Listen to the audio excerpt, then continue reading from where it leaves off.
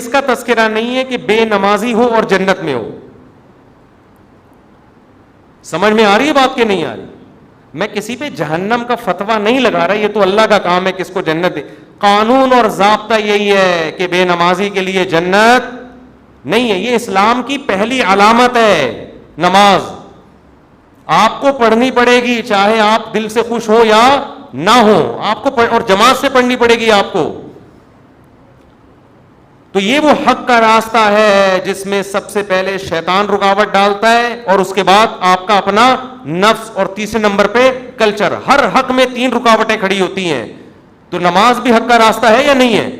اللہ کہتے ہیں میں نے پیدا کیا, میں صبح و شام رزق دیتا ہوں, تو میرے در پہ آ کے حاضری کیوں نہیں دیتے؟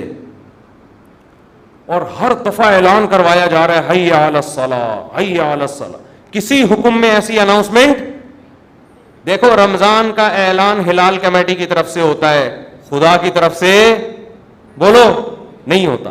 اللہ نے کوئی ورڈنگ نہیں بتائی کہ یہ نہ نہ.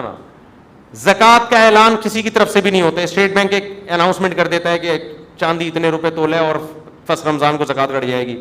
اللہ کی طرف سے اناؤنسمنٹ کا کوئی انتظام بولو نا یار نہیں ہے. ماں باپ کے حقوق, ان کے ساتھ حسن سلوک فرض ہے, لیکن اللہ کی طرف سے کوئی یاد دہانی مسلسل قرآن میں اللہ نے لکھ دیا, بس الگ سے اناؤنسمنٹ نہیں ہے. حج کی الگ سے اناؤنسمنٹ ہے کوئی؟ اللہ کی طرف سے. نماز واحد حکم ہے. فجر میں اللہ نے مؤذن کو کہا کہ اعلان بھی کرو زور سے, اونچی آواز سے, اور ورڈنگ بھی تمہاری نہیں ہوگی, جو الفاظ میں بتاؤں گا ان الفاظ میں لوگوں کو بلانا ہے.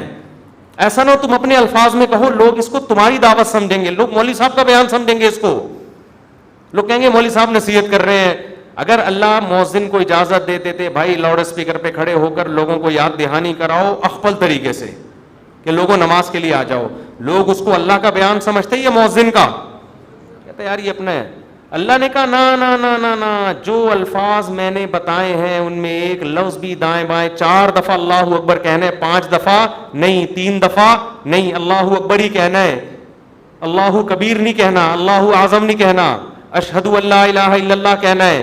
اب لا الہ الا اللہ کے بعد کوئی محمد رسول اللہ لگا سکتا ہے؟ نا نا نا, جو ورڈنگ میری ہے وہ, پھر اشہد ان محمد رسول اللہ, پھر حی علی الصلاۃ, یہ بھی 2 دفعہ کہنا ہے, 3 دفعہ کہنے کی بھی اجازت نہیں, 1 دفعہ کہنے کی بھی اجازت نہیں. پھر حی علی الفلاح. اب مؤذن کہ حی علی الفلاح آج میں پہلے کر دیتا ہوں, حی علی الصلاۃ آج میں بولو بعد میں. نا نا نا, اللہ نے کہا تیرا کام ہے, تو میری طرف سے متعین ہے, یہ اناؤنسمنٹ میری طرف سے ہوگی. کیوں؟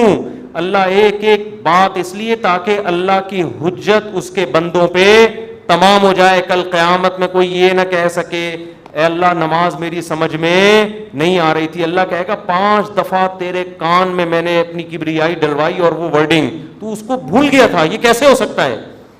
میرے بھائی چھوٹا حکم نہیں ہے, چھوٹا حکم نہیں ہے, ایمان اور کفر کا مسئلہ ہے یہ. ابھی سے عزم کرو, ابھی سے پابند. اگر سستی ہو رہی ہے سستی کا علاج کرو. آج موٹیویشنل اسپیکر آپ کو بتا رہے ہیں سستی کا علاج کیا ہے. وہ آپ کو پیسہ کمانے میں جو سستی ہو رہی ہے نا اس کا علاج بتا رہے ہیں. آپ سارا دن سوتے پڑے رہو, مر جاؤ گے بھوک سے, زیادہ زیادہ یہی ہوگا, کم نقصان ہوگا آپ کا. لیکن قیامت کے دن جو اللہ سب سے پہلے آپ سے پوچھے گا وہ کیا پوچھے گا؟ وہ نماز کا پوچھے گا کہ میں نے پیدا کیا تھا اور میں نے بار بار پیدا ہوتے ہی کان میں اذان دلوا دی, پیدا ہوتے ہی.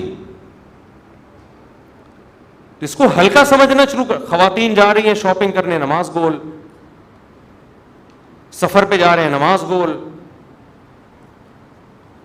تو سفر میں ہی تو پتہ چلتا ہے نماز کا, شاپنگ کے دوران ہی تو پتہ چلتا ہے نماز کا. تو آج سے عزم کرو میرے بھائی.